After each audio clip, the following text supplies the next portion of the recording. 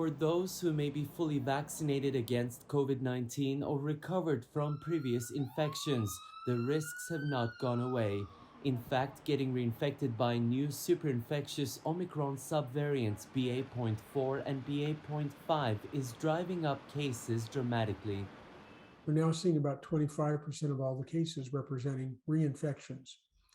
The major reason for this is that the immunity you got from BA.1 doesn't work very well for BA.4 and 0.5 in terms of getting reinfected.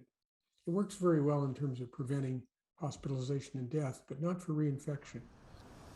The most contagious subvariant of Omicron BA.5 has now become the most dominant strain in the United States, making up nearly 65% of all new infections.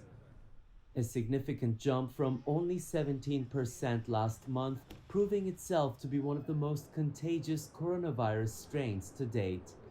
There's increasing growth capacity of new variants, Alpha to Delta, but then notice the big jump when Omicron came in November. It had a much, much greater transmission capability than Delta.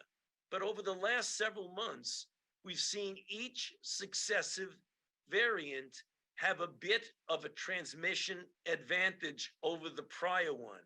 And right now we're with BA.4/5, and we don't know what the future will hold, as we might get even more subvariants. Los Angeles is among several cities that recorded a significant rise in transmission rates and hospitalizations.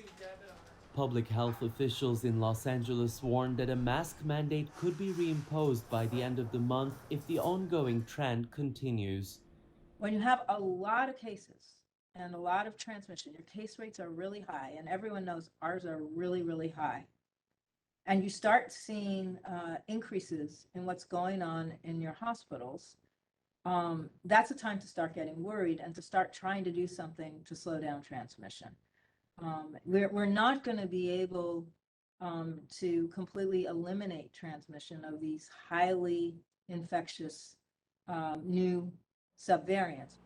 Pharmaceutical companies are in a race against time to develop an effective vaccine against these latest subvariants, which continue to evolve into new strains that could possibly evade recently acquired immunity.